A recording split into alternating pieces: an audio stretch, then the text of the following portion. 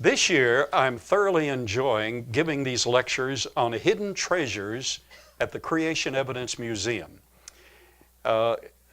It's obvious, the main features of the museum are quite obvious, but we're trying to bring out the hidden treasures that often don't even have signage, but we are putting signage with them as I bring these out and we use them. For instance, in January, the special lecture was given by our friend Larry Mitchum, Dr. Larry Mitchum from the Temple area, and he gave the lecture on the Moabite stone.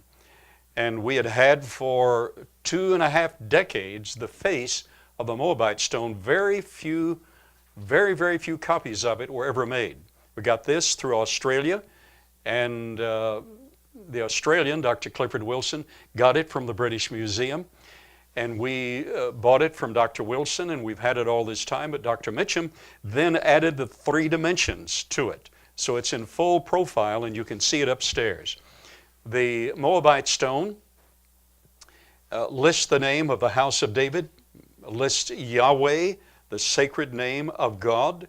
It is the first mention outside the Bible or biblical sources of the biblical name of God. And it was found in a special area that rebelled against Israel. So that's a very important stone. There are only 3, to our knowledge, only 3 full profile replicas of that stone in existence. One is near Amman, Jordan, where the original was found. The other is at the British Museum because the original then I think was transferred to Chicago or to the Smithsonian. And we have the only other full profile of the Moabite stone. So it's that important. Plus, last month I lectured on the Nebraska man. Can anyone give his technical name? Hesperopithecus harelcookii. Yes. Now, when my daughter Laura, who's now a PhD professor, tenured professor by the way, in immunology, biology, and anatomy, when she was just 4 years of age, I would take her with me on the lectures, and I'd hold her in my arms. I'd love to hold her in my arms today. I miss her. She has 2 kids of her own. And she turned out to be a wonderful scientist and a Bible-believing and committed scientist. Some of the persons in this audience knew her very well. But at 4, I would hold her in my arms and I would describe the Nebraska man and how it was discovered and what it turned out to be. And then she would tap me on the shoulder and say, "Dad, the Nebraska man?" I said, "Yeah." She said, "You mean Hesperopithecus harelcookii?" I'd put her down and say, "Oh, go back and sit with your mother, sweetheart," you know. And the audience would enjoy that.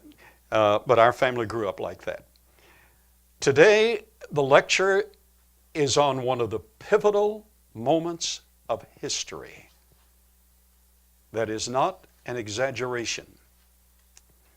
Every one of you, every person in this audience, one way or another has been affected by Israel.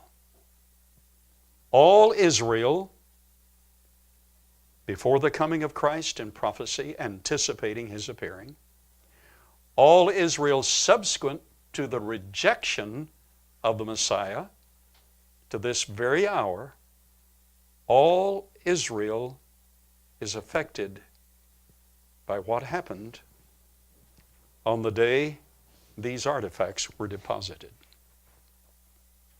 I'm glad you're here. These artifacts are covered with soot. I wanted you to get to touch them, but I guess we'd better not, because we don't want to leave our fingerprints. I very carefully took this out of secure case, but I'll describe a bit later exactly what you are seeing. You're seeing the hinge of history. Amazing artifacts at CEM, clay pots, oil lamps, and a widow's mite's coin. You brought a widow's mite. Here's what they are. A clay pot that is broken, an oil lamp that was deliberately broken, It is singed by use at the pool of Siloam that Billy mentioned a moment ago. I call him Billy. He's Dr. Caldwell. But it is also singed on the sides and the bottoms, as I will show you very delicately at the end of this lecture. It is also singed by what happened on the 9th of Av, 70 A.D. We know the exact date, the exact day on the calendar that the pot was burned and cracked, charred, the oil lamp was used originally by wick and then charred and burned.